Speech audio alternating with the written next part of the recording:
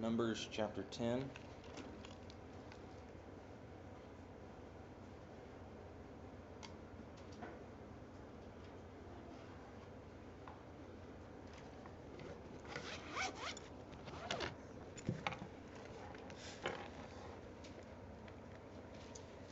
Okay, so the children of Israel, it's kind of a little backstory.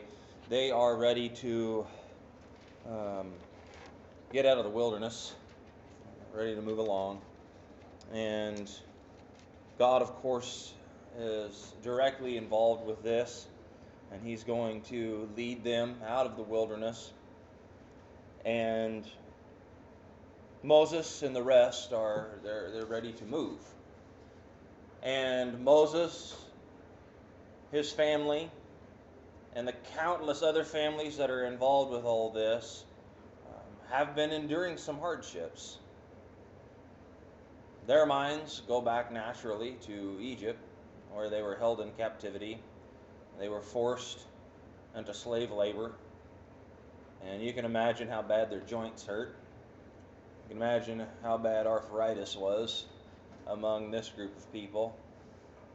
I'd say if we could go back and look at the lot of them, we'd probably figure we didn't have much to complain about.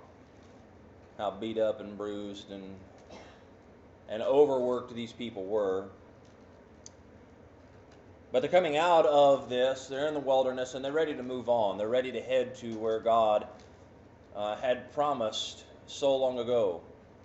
He'd made a promise to Abraham to bless his seed, show him a land that his people, that God's people, would dwell. And so God is leading these people through the wilderness, and they're ready to move along.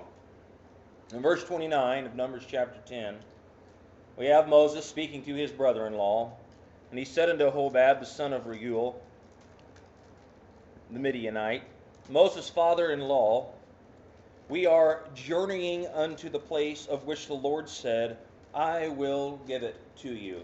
That's the land that flows with milk and honey, the place that God had provided for these people.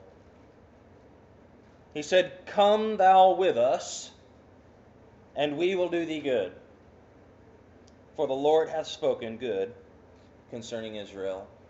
I'd like to zero in on a couple of things within this passage. First of all, you've got a situation here where one man invites another to come along on a journey. And this being, of course, a physical journey. Moses invites his brother-in-law, come with us. We're about to go to where God promised us to go. And you have this invitation, this call to come. And he says, here's the reason. That if you come with us, we've got good things in store for you. Come with us, and we will do you good. And it's not because there were so many good things that resided among those people, because they didn't have really much to their names. They didn't have a lot of possessions. They didn't own much of anything. It's not because of where they were sitting and what they had. It's because of where they were going. Come with us, and we will do thee good. And again, the reason? Because the Lord, it says, has spoken good concerning Israel. The Lord has spoken good about these people. Well, eventually this man who Moses would ask this to, he would turn it down. He'd say, I want to go back to my land. I want to go back and be with my people. I've got things that I like. I've got things that I enjoy, and I just don't want to come along. But the invitation was there. The invitation to come. The call to be with Moses and the rest. Did he have anything great to offer? Well, he had everything that the Lord had offered. Come to this land that flows with milk and honey. You'll never want for food. You're not going to want for housing. You're not going to want for clothing. All those things will be yours if you come with us. But on the outside looking in, I don't know if any of us would have gone. Because he says, you ain't got anything. You want me to follow you to a place where there is stuff. Well, I don't know, haven't seen this stuff. But right now you've got squat. And you want me to follow you somewhere? I don't think so. I can go back here and know that I have everything that I need. I can go home. Notice the next verse. He said unto him, I will not go, verse 30, but I will depart to mine own land and to my kindred. He said, I'm not coming. There was security there, wasn't there? There seemed to be security at home. So often with God's promises and with the call of God, when we look at it from a purely human standpoint, that is just what's in front of us, we have a hard time accepting it. Yes, we tend to accept it based on sight and not by faith, and we've been warned against that. But the hard thing for a person to do is to look what's beyond what's sitting in front of them. For so many people to come and visit this congregation here, we can tell them that there's love here, and we can tell them that there's acceptance. We can tell them that there are good things. Come and go with us. But they're going to look and they're going to say, you know what, I'm not really seeing it.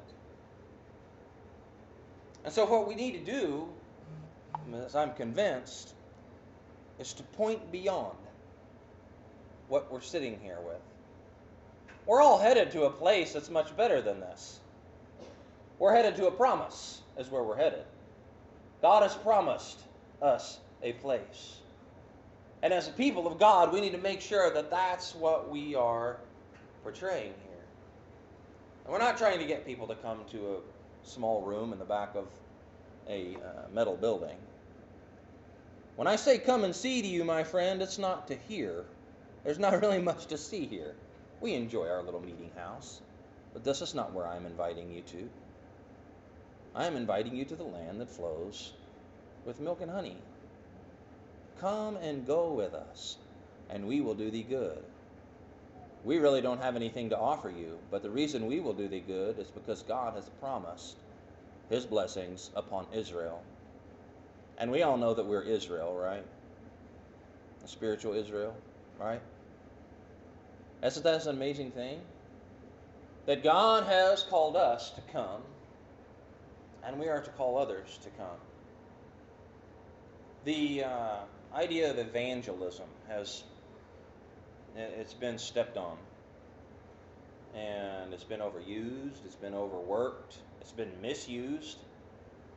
There's been some awful programs that's come down the pike, that's really turned people off to the idea of it. But of course, as we talked this morning, in order to really want people to come to where you're going, you kind of have to want to go there yourself. If we're not excited about where we're headed, we're not really going to invite anybody to come. Moses was beyond a shadow of a doubt sure that where they were going, it's going to be good stuff because God told him it was. And friends, we need to get to that point. To where we are absolutely sure that where we are going is great because God promised us that it would be. Would I be out of line to say that our faith and our trust in God's promises reflect our evangelism?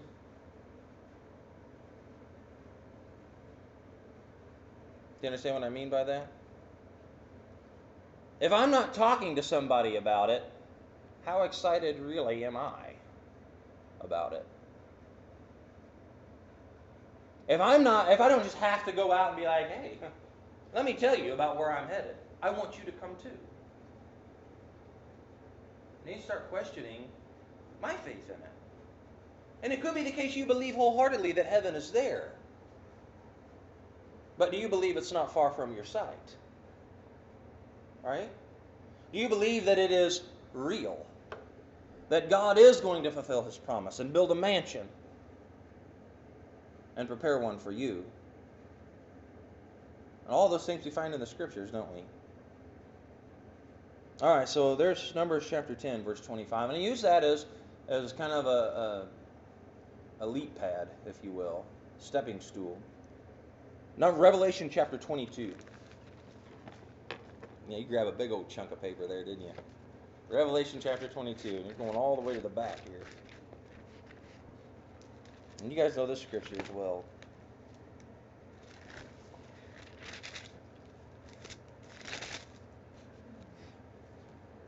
This has been called by church fathers and people long before me the threefold invitation. Revelation 22 and verse 17. And the Spirit and the bride say, Come. And let him that heareth say, Come.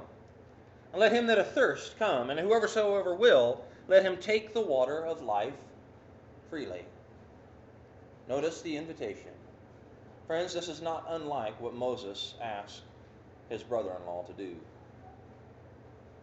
To come. First, the Spirit has invited. We all heard that invitation. We know that the Spirit of God, who's responsible for writing this book, who Jesus sent after he left this world to lead us into all truth, that Spirit has taught us what it is to love and to love God, and taught us where we're headed. And that Spirit invites and says, Come. And now the question is, do you put yourself in the next category? And let the bride say, and the Spirit and the bride say, Come. And let him that hears say, Come. Now we can go back and look at Matthew chapter 28, Mark 16. Those are the typical evangelism passages, right? If I told you Shane's going to talk about evangelism today and reaching out to people, you just say, well, here comes Matthew 28 and Mark 16. You thought that one's coming. He that believeth and is baptized shall be saved. You need to go out and tell people that.